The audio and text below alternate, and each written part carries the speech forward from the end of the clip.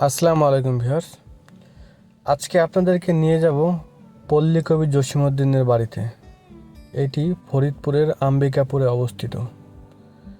সেখানে দেখাবো পল্লী কবি জসীমউদ্দীনের স্মৃতি বিজড়িত অনেক কিছু। পল্লী কবি জসীমউদ্দীন, তার মা এবং তার সপরিবারের সমাধি।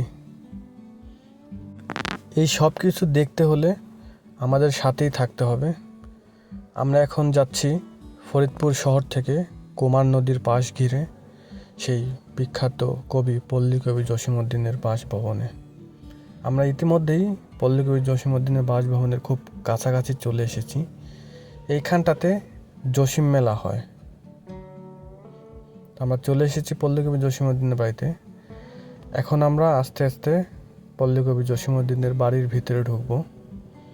এটা হচ্ছে কবির পারিবারিক গোরস্থান। এইখানেই সমাধি আছে সেই পল্লী কবি জসীমউদ্দীনের এবং তার সপরিবারের। বাম পাশে দেখতে পারবেন জসীমউদ্দীনের স্মৃতি বিজড়িত একটি স্মৃতিঘর। সামনে আগালে ছোট্ট একটি পার্কের মতন দেখতে পারবেন। এখানটাতে পল্লী কবি জসীমউদ্দীন এবং তার স্ত্রীর কমলাপুর বাসভবনের কিছু ছবি আছে।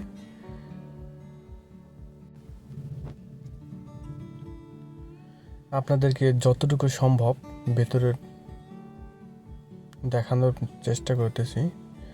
এখানে ঢুকে অবশ্য আপনাকে 20 টাকা দিয়ে একটা টিকিট নিতে হবে। সাধারণ পাবলিকের জন্য 20 টাকা করে এবং যারা ফরেনার আছে তাদের জন্য 50 টাকা করে। আমার বাড়ি যাইও তোমরা, বসতে দেবো পীরে, জলপান যে করতে দেবো শালি ধানের চিরে। এটা হচ্ছে গিয়ে জসীমউদ্দীনের পারিবারিক গোরস্থান, আর এই গোরস্থানই আছে তার মায়ের কবর। সেটাও দেখাবো কিছুক্ষণ পরে।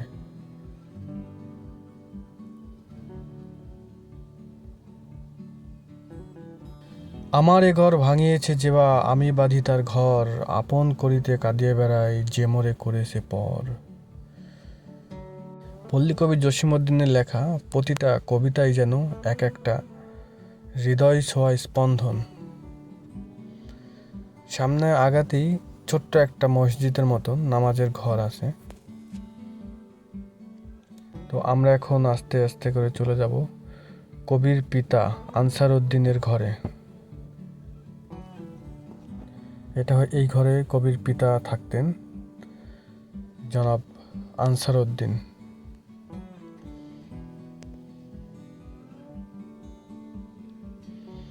এই হচ্ছে সেই পল্লী কবি জসীমউদ্দীনের পিতা আনসার উদ্দিন।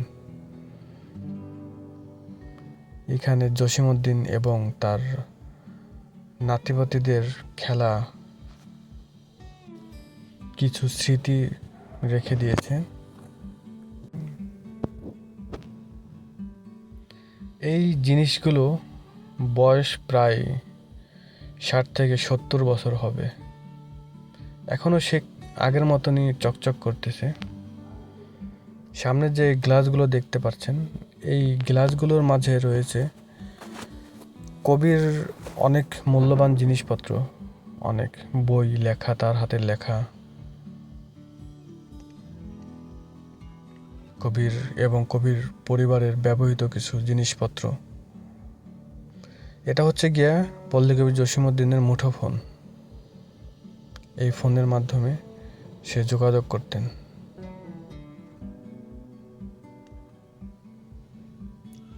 এবং এইখানটাতে রয়েছে কবির স্ত্রীর ব্যবহৃত শাড়ি, নকশি কাঁথার কিছু শাড়ি এখনো রয়েছে।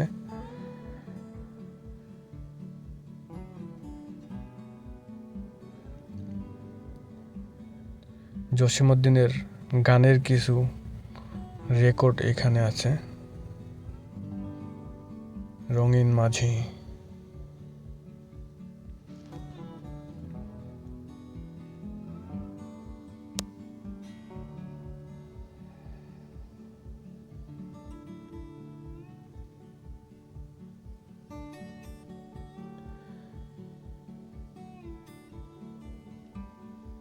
এখানে তার চার দেওয়ালে এত ইতিহাস গাঁথা রয়েছে যা এত কিছু দেখানো সম্ভব নয়।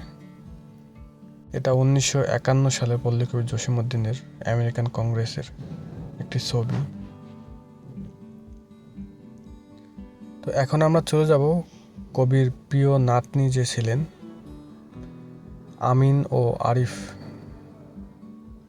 তাদের স্মৃতি বিজড়িত কিছু জিনিসপত্র দেখানোর জন্য। আর এই ঘরটি হচ্ছে গিয়ে ডক্টর দীনেশচন্দ্র সেন, যে ছিলেন পল্লী কবি জসীমউদ্দীনের খুব ঘনিষ্ঠ একজন বন্ধু। এই সেই ডক্টর দীনেশচন্দ্র সেন, তার বাড়ি ছিল কলকাতায়। কবির অত্যন্ত ঘনিষ্ঠ একজন বন্ধু ছিলেন।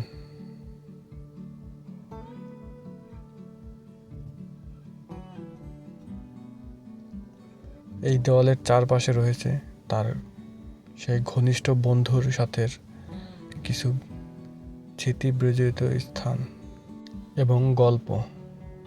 এটা হচ্ছে কবির ছেলে হাসুর বাসভবন। এই ঘরেই কবির ছেলে হাসু থাকতেন এবং হাসুর সহধর্মিণী। এটা হচ্ছে কবির সেই কালজয়ী কবিতা আসমানি।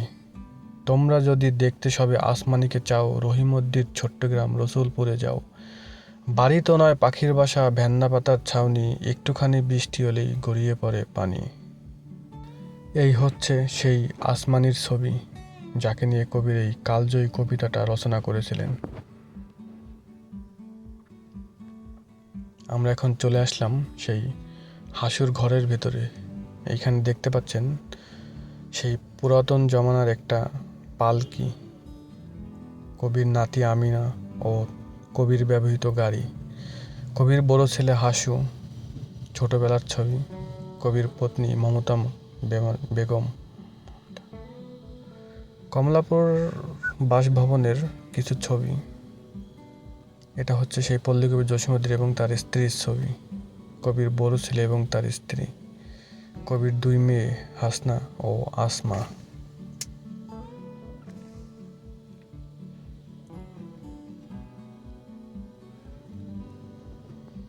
এখানে কবির ব্যবহৃত কিছু জিনিসপত্র, চেয়ার টেবিল, টেলিভিশন। এখানে রয়েছে একটা টেপ রেকর্ডার, কিছু ব্যবহৃত জিনিসপত্র। এখন আর আগের মতন ওরকম যত্ন নেয় না, তার কারণে অনেক ধুলো ময়লা পড়ে গিয়েছে।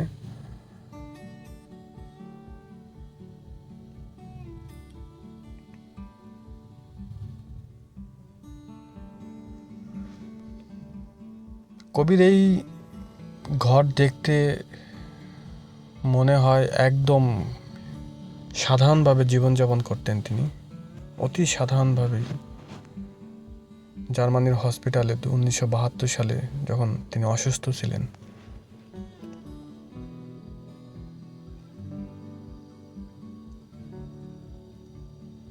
আমরা এখন চলে আসলাম কবির বাড়ির আঙিনায়, উঠোনে। এখানে আমরা আপনাদেরকে দেখানোর চেষ্টা করব কবি এবং কবির পরিবারের নিজ হাতের লাগানো কিছু গাছ।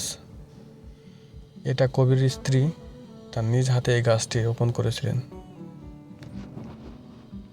গাছটি আজ কত বড় হয়ে গেছে।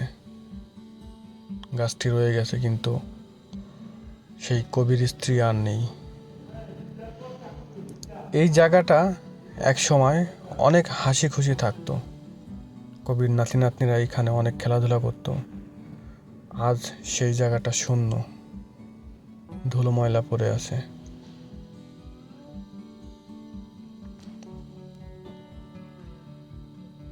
শুধু স্মৃতি হয়ে আছে এই বাড়ির আঙিনা। এখন মাঝে মাঝে শুধু কিছু পর্যটকরা আসে এইখানে, বাকি সময়টা এমনই খালি পড়ে থাকে। এখন আর এইখানে কেউ বসবাস করে না। এখানটাতে রয়েছে কবির প্রিয় নাতনিদের কিছু খেলাধুলার জিনিসপত্র।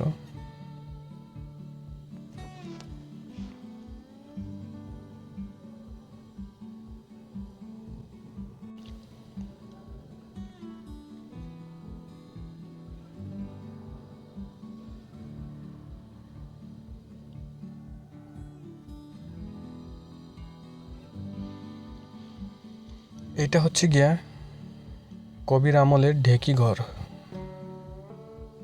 বাংলা বইয়ের ভাষায় এটাকে ঢেকি বলে, যার মাধ্যমে চাল গুঁড়ো করা হয় পিঠা পায়েস বানানোর জন্য। এইখানটাতে 1990 সালের দিকে কিছু নকশিকাঁথার ওয়ালমেট আছে, যা এখনও সংরক্ষিত করে রেখেছে। এটি হচ্ছে কবির বড় ভাইয়ের ঘর, এটা তালাবদ্ধ করে রাখেছে। এই ঘরের ভিতরে তেমন কিছু নেই বলে এই ঘরটা তালাবন্ধ করে রেখে দিয়েছে।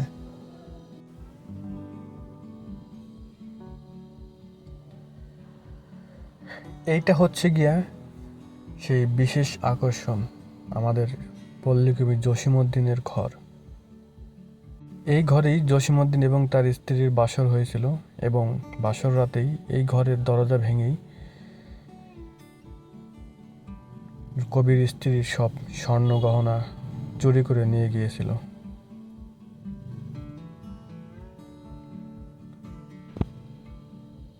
এইখানে বসেই কবি রচনা করতেন তার সব কালজয়ী অমর কাব্যগ্রন্থগুলো, যেমন কবর, রাখালি, নকশিকাঁথার মাঠ, আসমানির মতন কিছু কালজয়ী গল্প এবং কবিতা। খুবই সাধারণ ছিল কবির সে আমলের ঘর। টিনের চাল, বাঁশের বেড়া, কাঠের দরজা, খুবই অতি সাধারণভাবে সে জীবনযাপন করেছেন, এবং এই ঘর থেকেই তিনি হয়েছেন আলোচিত সেই পল্লী কবি জসীমউদ্দিন। জসীমউদ্দিনের ঘরের ঠিক উল্টো পাশেই আছে তার সেজবাইয়ের ঘর, সেটা এখন অবশ্য তালাবদ্ধ।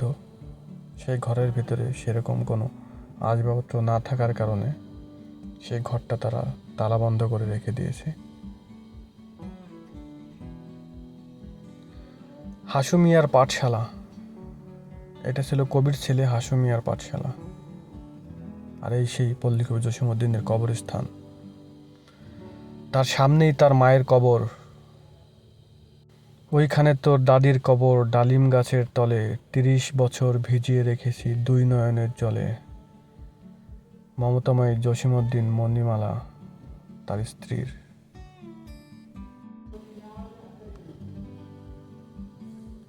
আর এই সেই ডালিম গাছ, যেই ডালিম গাছের নিচেই তার মায়ের সমাধি। এটা তাদের পারিবারিক গোরস্থান। তার মায়ের পায়ের নিচেই পল্লীকবি জসীমউদ্দিনের সমাধি।